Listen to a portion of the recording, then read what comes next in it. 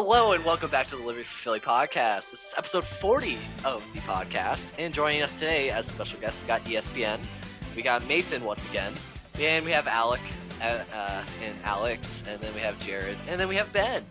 So everybody's here. Yay. So let's just get straight into it. Brief going around the NBA. The Sixers are now out of the playoffs. Joel Embiid came back from COVID, which he said he almost died from. Like, he thought he was not going to make it, and he ended up scoring 42 points, which was fun. Absolutely 10 out of 10, just smooth. Anyways, let's go on to high school football. It's not like one of our teams won or anything. Ben, you like to elaborate on that? I would. So for the first time, out of 4 attempts, actually, Garnet Valley beat Coatesville to win the District 1 title. They play at Ridley High School on Saturday versus the defending champions. I think 7 out of the last 8 years, St. Joseph Prep. Who they lost for 1 year? Yeah, wait, They lost to Pine Richland. Oh, I remember that year. Oh, really? And that makes sense, yeah. And I have the privilege of either joining the Garnet Valley broadcast or being on the call myself on Saturday night. So make sure to join that. But yeah, we'll give some takes about the game, Mitchell. Wait, to call yourself, like, is that a different stream or is that just going to be on the Garnet Valley? So it would just be the SFBN network in general. It wouldn't be the Garnet Valley Sports Network. Okay. I would take the call opportunity. I'm grateful for either one. Yeah, I mean, they not only beat Coatesville, they beat them convincingly, and it was a good shellacking. Alec, you were on the sideline the entire game. What was your reaction like to winning? I was extraordinarily happy, and I thought we were going to beat Coatesville, but I didn't expect it to be by that score. It's very rare you beat Coatesville. And by that and that convincingly as well. So I mean just an absolutely that was probably the best execution I've seen from this team all year long. Just overall just a really, really good game. Yeah, I mean, I will say, Harrison Susi, the quarterback for Coatesville, he looked so good against these other teams, but against Garnet Valley, he proclaimed that they have the best offensive line in the state. I didn't see it because Garnet Valley brought pressure all game long, and he was just flustered. I mean, 2 picks to Max Buzenkel, and he didn't really get any first downs except for the 2 touchdowns. I mean, they had to punt it every time. So good job by Garnet Valley. I don't see a team that can really stop Garnet Valley's offense. If they do, they'll win the game. But I don't see that team, and I don't even see it in prep. I mean, they only held Bethlehem. It was only a 3-point game against Bethlehem Freedom. That's so surprising. Mm-hmm. Yeah, well, it was surprising to me, but I think prep is having a down year. And I think this is the time for District 1 to strike. I believe Garnet Valley is an unstoppable offense. It's just, can that defense stop St. Joe's Prep's offense? The answer is no. I can already tell you that. Well, they do have a Thanks, Jared. No problem. The QB is going to Temple. They have 12 players that are either going to be playing FBS or FCS football. So they are more talented than us. But that does not mean that they are better than us as a unit. I think that we are a better team as a unit. Agreed, Alec? Yeah, definitely. I think the one of our strengths is we definitely do a really good job preparing. Garnet Valley really does a good job preparing each week. I think our Valley is very well coached as well. Obviously under our head coach Mike Rickey, who is retiring after 35 years. Oh, really? Yeah. So it's big, and also Garnet Valley has a lot of talent on their team too. I don't think the reason we aren't seeing FBS or FCS recruits yet is perhaps maybe because not everyone's committed, because don't people commit later in the year as well? They do. And by the way, we are overlooking that Shane Reynolds is a Navy commit. Yeah. At the running back, probably Garnet Valley's most important position other than quarterback.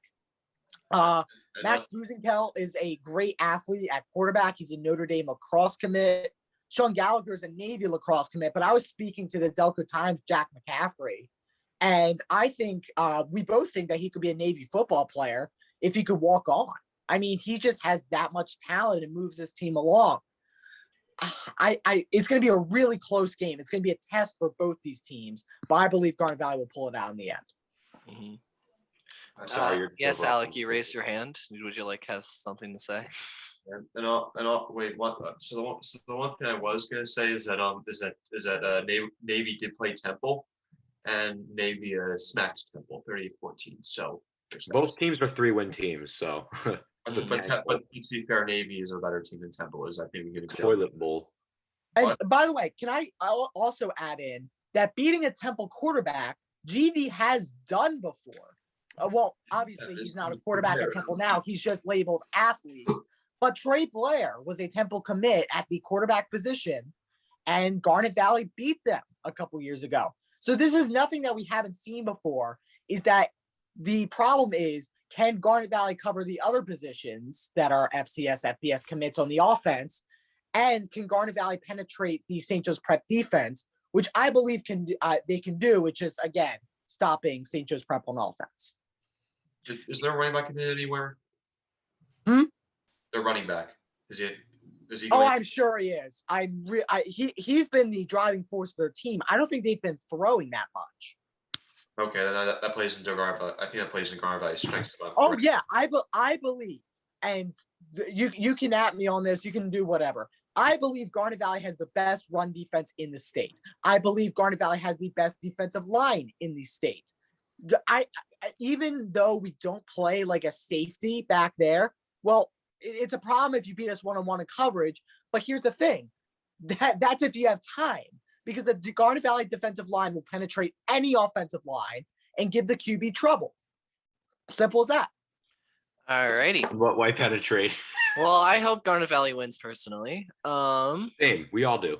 And then let's move on to the NFL. We will each have a chance to talk about our favorite teams. And for the Eagles, I nominate Ben to talk about the Eagles game today. And then we have Alex for the Giants. Well, we know where that's going. We have Mason for the Steelers game, which you probably will just say no comment for. And then we have ESBN to talk about the Jaguars game. So let's just start off with Alex and Ben. You guys get a couple minutes to talk. Would you like to go first, Ben? Do you want me to go first? Doesn't matter. I'll go first. Thank you very much. Okay. Thank you. Okay. You can tell Ben's pulling in that.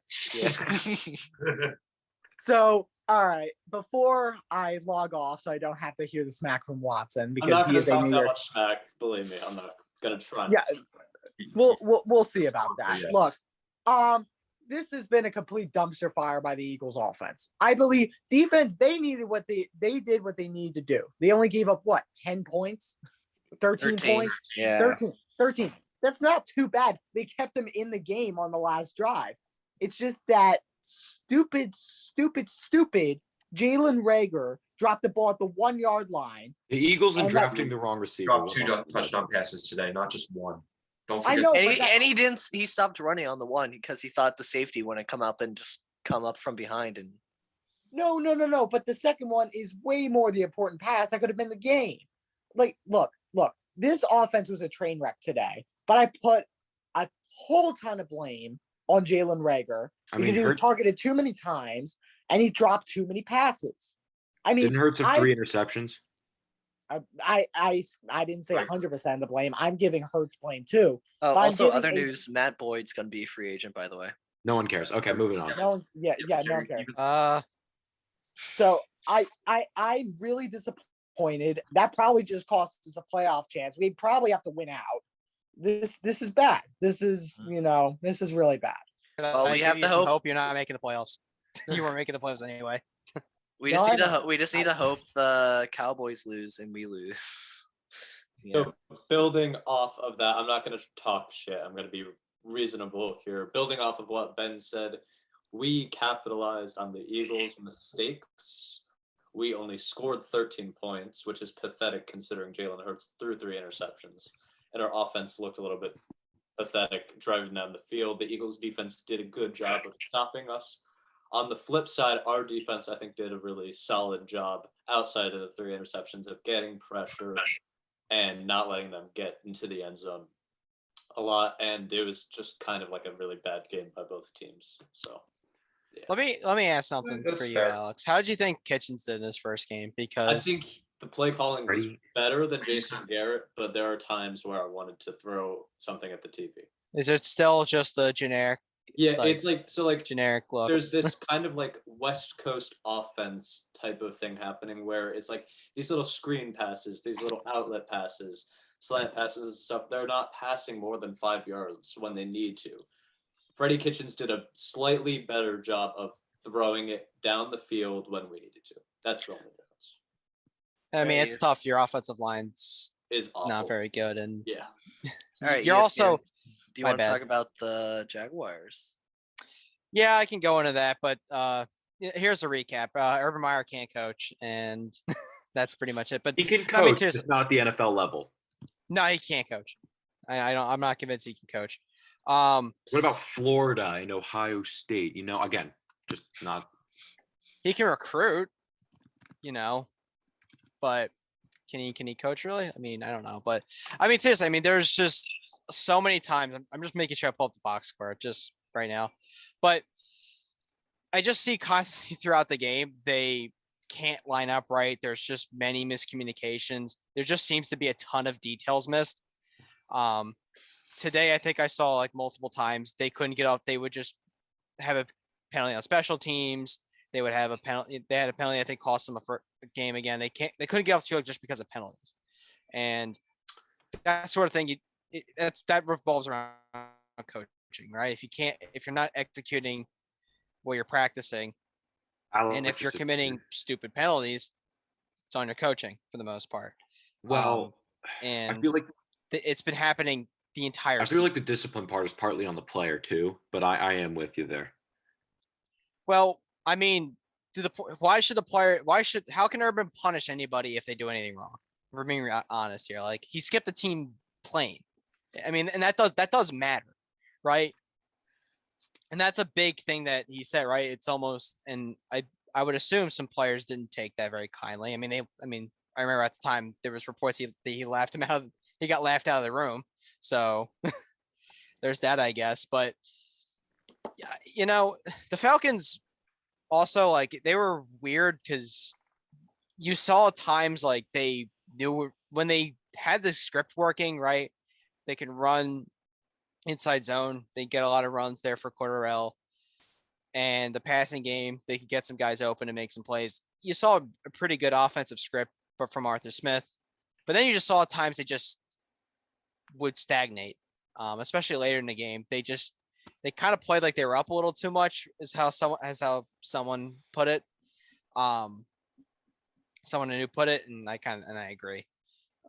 Like there were like the last couple of drives, I think of the fourth quarter, they would just have like 3 straight runs and it didn't work. Does that help? Yeah, Yeah. no, I understand what you're saying. All righty. Now it's time for some college football. So obviously a lot Mason, of are you things dead? happen. Oh, Wait, no, are you're not we dead. gonna have Mason talk about his team at all or no? Mason, do you have much to say? Oh, I have plenty to say. Oh but my God. I'm sorry. I'm watching the Browns game. Okay. yeah, I have plenty to say, but it's whether Go you ahead want me and- to say it. Go ahead and say it, Mason. We Where didn't do give I you start? First of Can I all, our help you out? defense.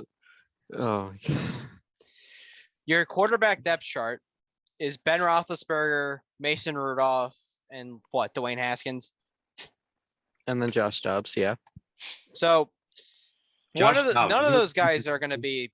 Are any of those guys going to really be there next year? I would say no. Probably None of them not. are. I mean, if Haskins can't beat out Mason Rudolph, that's a problem. He's not going to do anything for the next year. He can. And- It's just his mentality isn't there. I mean, he also just isn't very good at football. Mason Rudolph is not. I remember at that draft, you guys had him as a first. It came out very public that Mason Rudolph had a first round grade from the Steelers, and I don't see it. I didn't see it then. And obviously Big Ben is a shell of himself in that way. You're gonna need to draft a quarterback next year with some offensive line trouble. You may lose Juju, who knows? and they don't get to sit behind Big Ben. They're going to be thrown into the fire with a division that it's the Ravens division. The Browns are a pretty good team. The Bengals seem to have things somewhat figured out. I mean, they just kicked your guys' butt. So I don't know. That's the point I wanted to make there. I build off that too. The only problem is this year's draft. I don't see a lot of quarterback talent. That's like, oh, like that's the guy that's going to turn this franchise. Matt Corral. Last year would have been the year to get one. Much better. Matt Corral, maybe like Sam Howell or something, but other than that, I'm just not. Howell's not Sean that good. Clifford. Not Anybody? even Howell. I guess. Like Justin Fields slipped to what, 11? Yeah. I mean, you could have traded. I mean, it would have cost a pretty penny to get him, but it's the it's Giants a quarterback. took Look advantage at of what the that. Bears gave up for him. That was a nice trade by us. But I mean, Brian Pace did a good job with that trade. He got a pretty good quarterback on a rookie Coaching deal. staff is killing him, however. All right. Oh yeah, Nagy. Yeah. So Jared, college Yeah. football time. So here's my rankings for this week. Georgia 1, Michigan 2, Cincy 3, Oklahoma State 4, Alabama drops to 5 for me. Notre Dame goes 6, Ohio State 7, Ole Miss 8, Baylor 9, Oregon 10, Michigan State 11, BYU 12, Iowa 13, Pitt 14, Oklahoma 15, Wake Forest 16, Utah 17, NC State 18, Wisconsin 19, San Diego State 20, Texas A&M 21, Clemson 22, Houston 23, Arkansas 24, and Minnesota goes to 25. So I'm gonna say other than the Alabama thing, I'm just gonna go off like the same mostly. I'm not gonna put down my official poll because I'm too lazy. However, I did see that a certain man on Twitter listed that what he predicts the Big Ten squads, other than the ones in the championship, where they'll be going for bowl games, and I agree with most of them. I can read them off. So other than Ohio State, Well, Jared does that. Lincoln and Riley went to USC. Yes, Lincoln Riley did indeed go to USC, which is crazy because now he's just taking the Lane Kiffin path. So, Good fit. What? It's a really good fit. I mean, yeah, he just needs mustard and some golf balls. But yeah. Anyway, so let's see. We got other than Michigan and Iowa. So Ohio State, the Fiesta Bowl. Yeah, I think Ohio State will go to a Major Six Bowl because, well, it's Ohio State. Michigan State will be going to the Citrus Bowl. Wisconsin, Outback. Minnesota, Las Vegas. Purdue to Music City. Penn State to the Pinstripe. And Maryland, the Guaranteed Rate. So I think that's an interesting take. I think.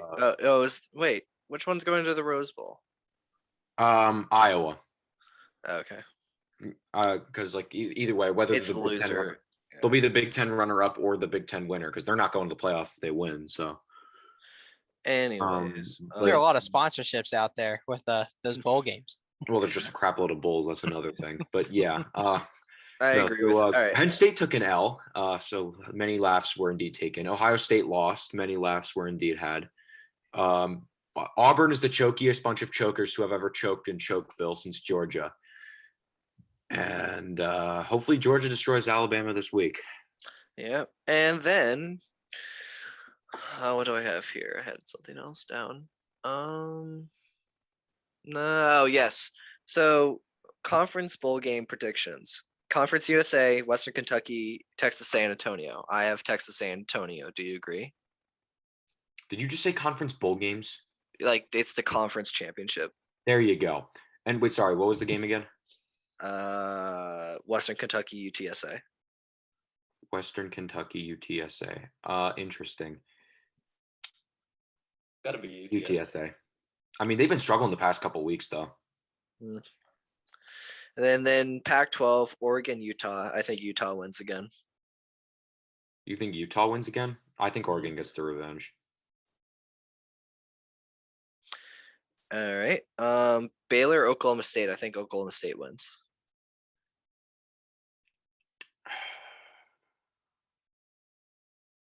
I think Oak State's going to win again. Mountain West, Utah State, San Diego State. I think San Diego State wins. Yeah.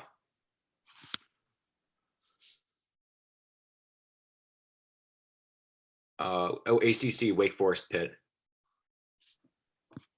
Mitchell. Wake Forest, Pitt's. I think Pitt will win. I'm gonna make Justin happy and say Wake Forest. The Phillies are gonna sign somebody mediocre that no one cares about. That's my. We'll that's get my to pick. there. We'll get there. Okay, no, but I think Georgia will win. Cincinnati will win. I feel like Georgia's gonna find a way to lose, and Cincinnati will probably win their game. And then what else? We did the Pac-12, right? Yes. And then Appalachian State and Louisiana, right? Louisiana. All right. So, and then obviously, and then Michigan, Iowa, Michigan, and Mitchell's just gonna go biased Iowa. Yeah, hilarious. Okay, moving on. Mets have made an offer for Max Scherzer at 3 years, $120 million. Jesus. Crap. And then, all right, so now MLB time. As we are talking about baseball, I would like to submit an updated mock off season. ESPN will provide his own, and Everyone we will. goes to the Phillies. You're hilarious. Yeah, everybody provides kind of what they want. I have a full thing. Everybody can else just say one player they want. I know Mason's a Pirates fan. I know what player he wants. He said it, so he can. Wait, say Mason, you're still a publicly. Pirates fan? Damn. Okay, you're actually a loyal Pittsburgh fan. That's pretty rare. Damn. He knows it's true. Yeah, I mean, look, have you ever seen when Pittsburgh gets blown at all, like people just leave? I Like, mean, midway through. I mean, I mean, Pirates fans Jacob- are selling out Jacob- 5,000 fans a game. Jacob Stallings might be traded for Gary Sanchez. So I don't believe that's gonna happen. What?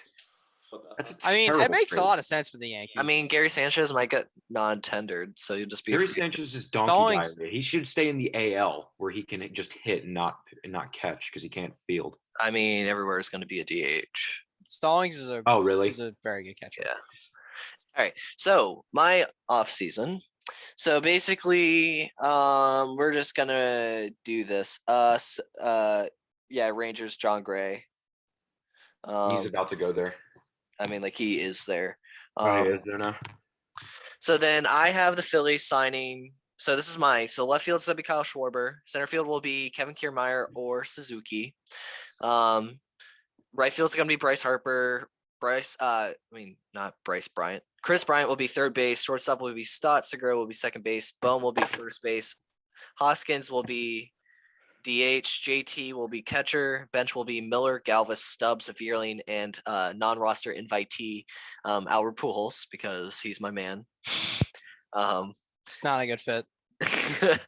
And then my rotation is Wheeler, Nola, Gibson, Suarez, Cueto. Bullpen of Cueto? Goodness gracious, are you out of your mind? I mean, we just need somebody there until Eflin returns, anyways. We need. You're already out of your mind with the Bryant pick. You think he's gonna come here? Then Diekman, Brogdon, Coonrod. You're really reaching now, aren't you? Corrado, Dominguez, Kimbrel. Schwarber signs for 13 mil AAV. Suzuki 10.5. Bryant 21. Miller 2. Galvis 1. Albert Pujols on the 575.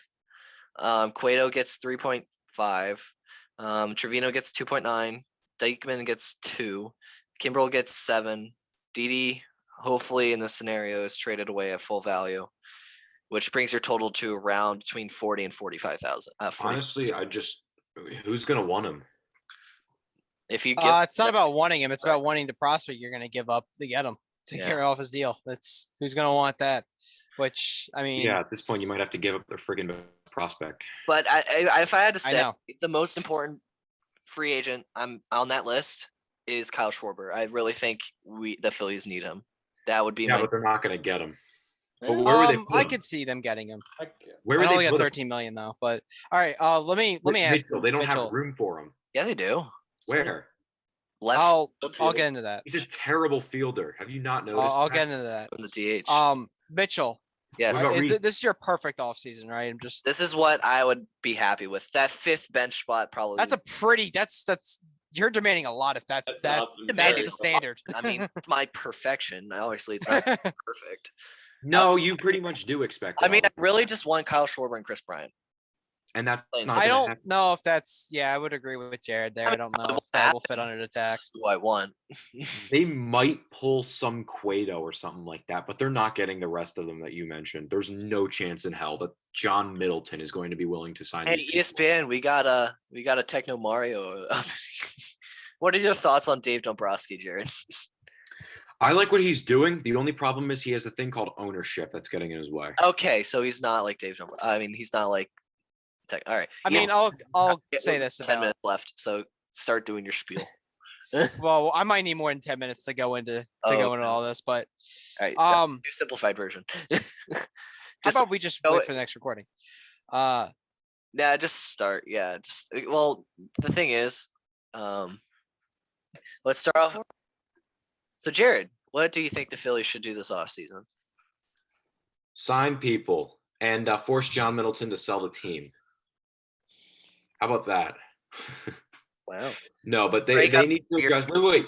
They need to address their bullpen issues. That's the thing that I would start with before they spend money on some more fielders they potentially won't even need or will probably blow up in their face.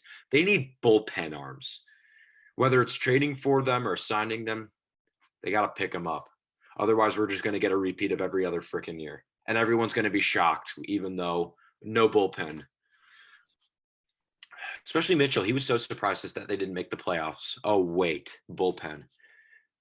It's basically bullpen and more bullpen. I'll shut up now. Moving on. Alex, go ahead. Okay. So just a few players that I like to see side. I like the idea of Kyle Schwarber. I like the idea of Nick Castellanos, although it's probably not going to happen. Driving out to left field to And make I it was a about to 4-0 say, and ball that's game. a deep drive to left by Nick Castellanos, so that'll be gone. And now it's a 4-0 ball game. I am a man of faith. I'm mad of it. No. So those two, maybe Suzuki, maybe a trade for Kiermaier, and it's a long shot, but a trade for Brian Reynolds. Okay, Brian. I thought if you were gonna say Brian Buxton, I had some news for you. It's Byron, you knucklehead. Well, anyways, he just signed an extension, so And the one thing though, the last thing I'm gonna say is it'd be hard to get Kiermaier or Buxton because I don't know if we're gonna have enough to give up stuff for them. So yeah, that's it. and Well, Buxton signed this John extension, Gray- so John Gray, 4 years, $56 million. Jesus. yeah, the Rangers, right? Yeah. That's a good fit, man. He's going from Coors to one of the really easy pitch ballparks to pitch in, and he's got good stuff. I would be really interested in seeing how he does there. It's Coors is just a really difficult place to pitch. You can only throw 2 pitches there, so and that's kind of it. I mean, there have guys been successful there with that arsenal. Like Herman Marquez is a good example, but. And Mason, he changed his hat. Yeah, So I okay. did. It's fitting now. The only thing I really want is for the Pirates to re-sign Andrew McCutchen. And rebuild correctly. Yeah, that would be a plus too. Also, you can't There's a have lot of Brian time for Reynolds. that to happen. You Yeah, can't. no, I know we probably will not get him, but he would be a good fit for us, I think. We're not gonna get him though. He's a good fit for us too, but still. Yeah, we're gonna have to give up too much for him. Oh, and maybe they should also learn how to step on first base when doing a home run trot too. Oh no. Oh, and no. also step on first base when putting a guy in a rundown between home and first. Learning how to When step there's on first 2 base outs. is important to being a first baseman. Wasn't there 2 Hey. outs in that situation you're referring to? That's also another thing. Yes. I mean, I let's feel be bad honest. for Will Would Craig. have had the most lol Mets moment last year if it weren't for the Pirates. So at least That be is happy true. for that. No, I feel like the Mets did that. Two, really because well. we have Edwin Diaz pointing up for a pop up, even though it was a home run twice, by the way. Once in Philly, he was just having a bad time in Philly. Pennsylvania. But Brian Hayes, he's a future Philly, by the way. Anyways, Yeah, along with everyone else in the freaking league, Mitchell. Shut up. also That is how he talks, by the way. It's just everyone's gonna be a Philly. That's how Philly's Twitter talks too. I've seen that. I don't even have Twitter, and I know how. But terrible anyways, it is. Mason, Not you all already Phillies signed Twitter. Jose Quintana. You might be getting Gary Sanchez. You might get Michael Lorenzen and Andrew McCutchen too. Is there would love anybody we might else as well, on that? just sign the entire Yankees roster. Oh, and make that the Red Sox and like the whole AL East. I and mean, the they whole got NL Michael East, Chavez too. The Pirates actually have a pretty and the decent- Centrals and the West. Just everyone. I mean, mean- the Pirates do have a decent rebuilding team, in my opinion. It just sucks that they're in the Central. Yeah, they've got an owner with a last name of Nutting. I think that just explains enough. We're making that joke. Yes, Yeah. yes, we Oh are. boy. So He got the same amount of overall money with one less year than what Sandy Alcantara just got for the Marlins. Yeah, that's how you buy out arbitration and team control. Oh boy. All right. Well, ESPN, why don't you just get your short stuff out of the way? Because if you guys don't know, Zoom only allows us to record for 40 minutes. So we will Thanks, Downingtown. so we will have to stop and restart the Zoom. And ESPN has a lot of this to say. So it will have to be stopped probably halfway through when he's talking. So we're just allowing him to start. And if it looks like he just jumps around, it's because of that reason. Well, Temporary. okay, so the first guy I think to go into is probably, I like to do a lot of research on relievers. I know there was the first guy I touch on is someone that there was some fake account or whatever. You sent me this tweet, Mitchell. It's some fake MLB source account or whatever. Yeah. They were talking about Brooks Rayleigh, who I like Brooks Rayleigh. I think we saw him a lot in the postseason. He's a lefty specialist. He's got a ton of spin on the baseball, although he only throws 91, but he can mix in his cutter slider really well. He's good at not allowing hard contact. He's a good arm. His ERA to FIP ratio is something pretty encouraging. Because if you look at his ERA, it's he's 4.78, but the FIP is in the 3.2s. So he's a good arm. I think he would not go for very much. They might they're gonna probably be looking through that. And be another lefty arm if they don't really trust Sharif and Ken Emmanuel to be the second lefty arm out of their bullpen, which I would agree with.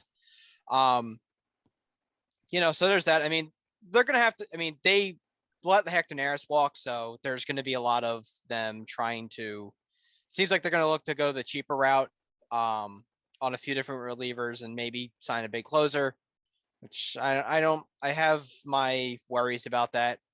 For a different time, maybe they could just be on the trade market looking at relievers. That would make a lot of sense. I think Marshawn could headline a reliever trade package, but I don't know if he could headline necessarily a star player package. He certainly couldn't headline a Cedric Mullins or Brian Reynolds deal, or anything like that. But he could probably headline maybe a reliever under some team control trade. From a team like the A's or something. I know Mitchell brings up Lou Trevino as an option. I don't know what exactly it costs. I don't have sources or anything, but I know Jack Fritz did something with it. Let me look up. Fritzy.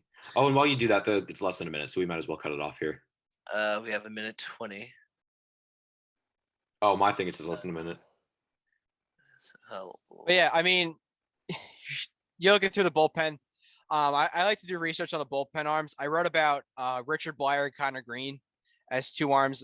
The Phillies would have to trade for Blyer, but it seems like the Marlins are looking to contend, so they're probably going to keep him. Connor Green, I think, is an interesting arm because I like this stuff. Kind of looking through some Savant clips. I have an article on it. If Mitchell should put that in the description, but I know he won't. So this is what Make me Dookie. this is what so Fritz has Muziak. You're probably gonna want to stop now. For Kevin Kiermaier. the Trevino, he has he has Moniak and Hernandez for David Bednar. And then I don't know if that would. And then trade Didi Gregorius in a 10-20 prospect for the Rockies. Get rid of his contract. Cueto for 1 year, $5 million. And he had Trevino. I would like to preface that it was his perfect offseason. Yeah. Wasn't Eric Miller, Yasar Garcia, and another prospect for Lou Trevino. So, yeah, I think I was talking about the Blyer deal, right? And then I don't think they're going to do it because they're looking to contend. I got another guy I really liked. I was researching last night. Dylan Maples has tremendous spin. Has a lot of potential. I think he had 31 RPM on his curveball and 28 on his slider. He throws 95. I take a shot on him. But these are more of the smaller deals. If we're talking about bigger bullpen upgrades, I would look into a Craig Kimbrell trade if the Chicago White Sox would eat 50% of the salary. Otherwise, I wouldn't.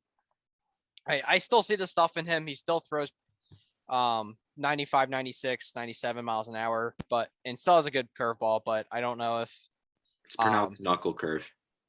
I don't care. It's knuckle these. Never mind. Mitchell, very poor You're choice. recording. You can't say that. I'm I know. recording. That's why I stopped. You say crap like this all the time. Canceled. But I would have been canceled 5 years ago. I don't care. no, but I You can still ask see the Alex. stuff there. I just don't know if the command is there. I don't know if is that Moxie, that kind of closer thing there. I don't really know. Rysel Iglesias is a really good reliever. He's definitely a safer option. Not a I think Kimbrel closer. has what's that? He's definitely not closer material anymore. He can't close the freaking closet. Apple Rysel douche. Iglesias? Yeah. He might have had a better year last year, but he was terrible the past few years. But I don't think that was true. or, He yeah, had I mean, 1 year of league average ERA plus, but outside of that, he's been fine. Oh, also RK. I remember last year very he had Mason, RK just said we would sign. You have a fly on your laptop. But Mason, RK just said that we'll sign Yusei Kikuchi. Oh, if you're talking, Oh, the Mets are making progress on a Scherzer deal. Oh no, Yay! let's go Mets, right? Money are go we- Burr. We're all Money Mets fans, right around here. Is that Yes. know, Yes. yes? Little Mets. We're all Mets fans. Money But- go Burr. We don't care about that. We're gonna trade Jeff McNeil. But no, seriously. I mean, if we're back to the Phillies, I mean, Rysel Iglesias is definitely a way safer option. Would cost more obviously than the $8 million for Kimbrel. Lower, way higher floor. I think a little lower of a ceiling. I think Kimbrel has a higher ceiling, but could be a disaster. Anybody So- want a David Robertson reunion? hell no. He was He'll actually just get not bad injured for the the whole time Rays. again. He's got a good cut. He's still got stuff. I'm pretty sure. I'd have to look into it, but yeah, I mean, those are some of the options there if you're looking at the bullpen. There's, I think I did talk about like a potential trade or something like that. They're definitely gearing towards that, I feel like, but I don't know. Right now, the Phillies have basically said, without doing nothing, that they will trade for an outfielder. Yeah, and right. they'll Right. basically try to patch the holes with whatever's left in the free agent market. It's My just the fact. goodness. Well, I mean, if it makes sense, the Phillies, whatever the No, Phillies. no. They what say player- things, but I'm not gonna. No, say, the only player I the won't Phillies, praise them until they do it. the only player the Phillies were targeting that has signed is probably Starling Marte. They were in on him. I'm pretty sure Ken Yeah. Rosenthal said it. So that just means that the Phillies are still playing the game on the people who they're looking at. So like Trevor Story hasn't signed yet. Chris Bryant, like those players who they're actually looking at haven't signed yet. Like like Simeon's deal today might cause a domino to fall. However, I think they'll wait till after Baez signs to see, okay, should we commit money to Story? What's Correa going to do? They have to see the market fall in front of them. As much as it does suck for them to not do much, you still kind of do need to see everything. I kind of tell people this that are a little impatient. I know I've been talking to someone, Mitchell, you know him, Yeah. that it's, it seemed a little that in my view has been it seems a little impatient, but I'll say this is a long game. This free agency is a long game. Even if the deadline seems like it could be December 1st, a lot of the guys you mentioned, Trevor Story, Carlos Correa, their money's going to be there no matter what the CBA will look like. Whatever the tax will look like and whatever, their money will be there. The frustrating part about the Phillies in this is that I don't know if they're, because it doesn't seem like whatever the tax will be, they're going to want to go over it. So I don't know if they're just going to they're waiting until after the CBA. Hopefully the tax increases, so the Phillies. I don't think it will. I think it'll stay the same. I think it'll stay the same personally. I think they're going to keep the same format. I know there's. I think that I heard that they're gonna try to fix up the luxury tax, like the tax itself. Like they're gonna but to keep the same threshold is what I'm saying. Yeah, Like the 210 threshold. The 210 will stay the same, definitely. But I don't really know if it seems like they don't want to go over it no matter what. So if it's 180 million, they won't go over it. If it's 100 and if it's Well, 200 if it's million, they won't 180 go over million, it. we're screwed. What's that? I said if it's 180 million, we're gonna screw. I mean, what's it called? Oh yeah, we're a little screwed. But it just seems like they're not going to be willing to go over it no matter what. So Dombrowski might have to wait until the CBA. I hope that's not the case, obviously, because that'd be a little frustrating. Not necessarily because they could be missing out on someone, but just because maybe they can't get as well in touch with agents and stuff like that because they don't know the rules. So there's some frustrating aspects to it, certainly. I think I know you guys talk. I know Schwarber was talked about. He to me is a very good piece for the middle of the order. I mean, the one to thing, be honest, Schwarber, if he does sign, he might be up higher. He might be 2 or 1 because of his on base percentage. yeah, I think they would still probably plug him into the 4-5 spot. That would be my gut feeling. I don't know. If it's with but he can definitely Schwarber, lead off. I He would led off say I would probably in say Boston. Segura, Schwarber, Harper, Hoskins, and then whatever the rest lineup may be. Yeah. The one big thing about Didi's regression and is that he was supposed to be their second best left-handed bat last year. That was a big part of why the offense was so good. But now we have Bryson Stott. Yes, but is Bryson Stott a year away? We'll get into the shortstop market in a minute, but he's the ideal fit because of that. Now, does it matter that much about righty lefty? I mean, I don't know. The Yankees have a billion right-handed handed hitters, and they've made the playoffs every year, so I don't know. But it certainly is something that you could focus on.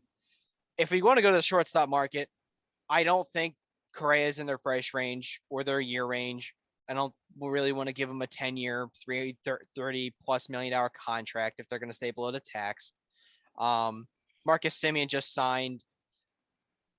Javi Baez, I think the Mets will not let him go to Philly no matter the price. So maybe you just want to go in and try to boost the price up, but I don't know if Steve Cohen cares. But the odd man out of all this has been Trevor Story. And he didn't have a great year in Colorado. Now he had believe it had an 800-ish OPS, but the OPS plus was around league average because of course being in play and all. I don't think he's going to get a long-term deal that he would like. The shortstop market we know it's stacked. There's a lot of great shortstops out there. It's not going to be the case next year. I kind of wonder if he takes the Josh Donaldson route, what Josh Donaldson did with the Braves and signing with a team that needs an infielder like the Phillies do. They desperately need shortstop, and to go to a really good fit. Trevor Story, yeah, it's not Coors, but Citizens Bank Park is a very hittable ballpark. He's going to be in the lineup every day. And at the end of the day, if they're not very good, he'd be a deadline candidate as well. I don't know. Maybe all he wants is that long-term deal. But I feel like the safe bet for me is to try to go hit the market next year. But I don't know what his agent is thinking any of that. I'm sorry. I just saw a video of Kirk Cousins trying to take a snap from the right guard, not realizing he wasn't under center, which is funny. Happens to the best of them. Has anyone got any thoughts? Yeah, I don't disagree with you. I don't think that Trevor Story's I don't think that every team is just going to say, here's a long-term deal.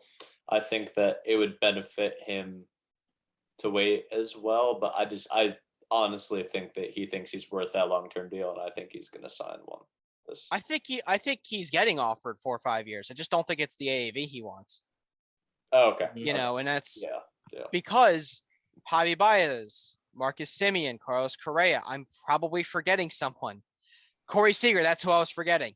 It is a stacked market. I mean, and also you look at below that, Andrelton Simmons, who had a terrible offensive year, can still play great defense and is probably going to hit better next year. He's also a free agent.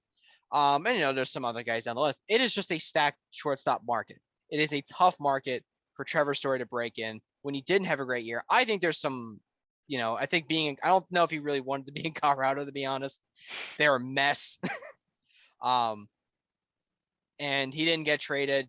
They were out of it. He knew they were going to be out of it beginning of the year, after trading Arenado and everything like that. So I personally don't know what his market will look like. Obviously, I don't have sources. I'm not MLB Real Source or anything like that. I'm not whatever the fake accounts are named. But my gut feeling is he takes a 1-year deal, and I like it in Philadelphia. I think he could go for $20-25 million, and look to play and be the best shortstop on the market next year. I would hope so. Like, if we don't get anyone else big, I would hope that Trevor Story would come to us on a shorter term deal, but I just don't see it happening, to be honest. We're the Phillies, and I know that I know everyone, there is I'm sure he has. I know he doesn't have the Chris Bryant connection to Bryce Harper that or whatever, but I'm sure he's probably knows Bryce Harper or something like that, if we want to go into all those weird connections or whatever. If we're looking at those sort of moves that Dave Dombrowski could make, I kind of wonder, really, because they're going to have to pick a position to go for. I just don't know, like, if they're going to spend, they're going to need, if they're going to stable the tax and sign a big name, they're going to only afford one guy. Whoever that is, they can only afford one guy. Maybe you can try to cheat yourself into a Seiyu Suzuki, who's never played Major League Baseball, and it's going to command money. He's still going to command some pretty good money. Not to say that he'll be bad or anything like that. He just didn't. He's played. We've seen some struggles from guys coming over to the MLB, like from Japan, like I believe Shogo Akiyama, or and Yoshi Tsutsugo. I believe I pronounced their names right, but they struggled coming over, so maybe the Phillies would be hesitant on that. I don't know, but it's definitely a weird thing, because you got a lot of guys signing right now. I think especially guys that are bigger names, but the market might dry out for them. The market's not going to dry out for Chris Bryant, for Nick Castellanos, maybe even Kyle Schwarber, and for those bigger name guys. And if we're talking about Trevor Story 1-year deal, why does he have to sign it right now? He could get that.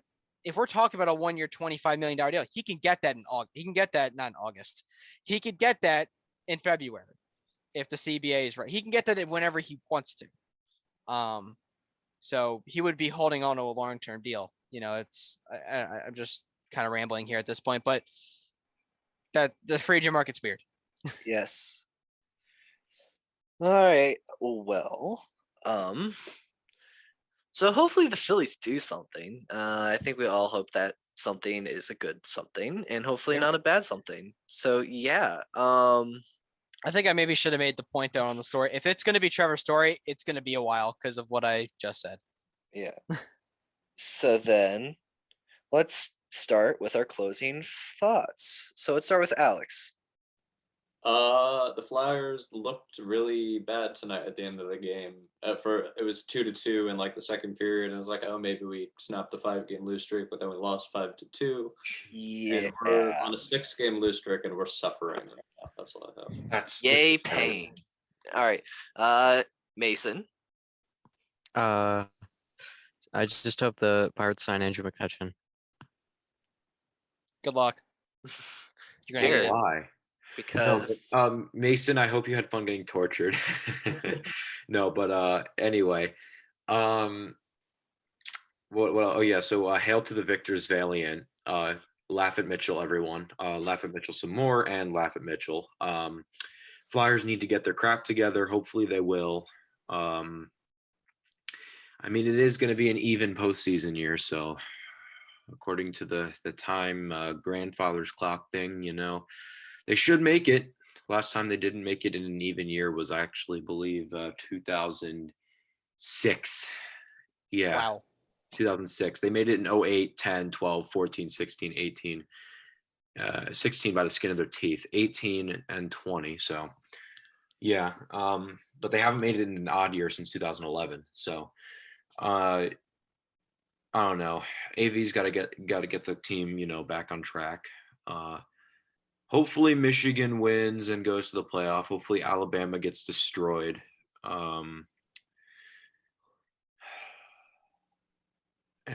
Yeah. And then ESPN, what are your final thoughts? I would just like to say, thank you for you, Mitchell, and everyone for inviting me on. Of course. It was a pleasure to talk to you guys about sports and whatever. the stuff before the recordings is it's funny. You could find me. I'm going to use these closing thoughts just to sponsor myself. You could find me on Twitter at ESBN__. I have a random WordPress blog that'll be linked. That's linked in my bio there. So where I send some of my Phillies work, you can read that until maybe I join a site or something like that. Thank you for everyone for letting me ramble about relievers and CBA and free agent stuff. No problem. Yes. Well appreciated, and thank you for no one calling me ESPN. That was very nice of you guys. Correct, ESPN. I knew Mitchell was going to do that too. Anyways, well, thank you guys. Mason. Anyways, thank you guys so much for joining us. I hope the Phillies do something. I need something good. Every single Pennsylvania sports team other than Penn State basketball has literally been dead. And the Union. You'll throw the Union in there. Other than that, it's been depression. They won. They beat Oregon State. Yeah, but they lost to LSU, unlike what you predicted. Yeah, well, whatever. At least a win's a win. That's like the only. Mason, you're sideways. Kind of like the Steelers, but you're sideways. Thank you, Alex. I knew it was going to work. But this has been episode 40. We're so happy for all of you guys for staying with us for 40 episodes. We never think we would get this far, but here we are. Once again, thank you to ESPN and Mason for joining us today. We hope you guys, to see you for another 40. We hope you guys to see you. That's Mitchell. I know. It's tradition. Mitchell, how much did you drink at work today? Holy It's a crap. tradition. Speaking But- that water language there, buddy. I'm speaking Miller tongue. Anyways, thank you guys for thank you guys for staying with us for the first 40. We hope to see you again for the next 40. This has been the Liberty for Philly podcast. You made it to another episode. See you guys in episode 41.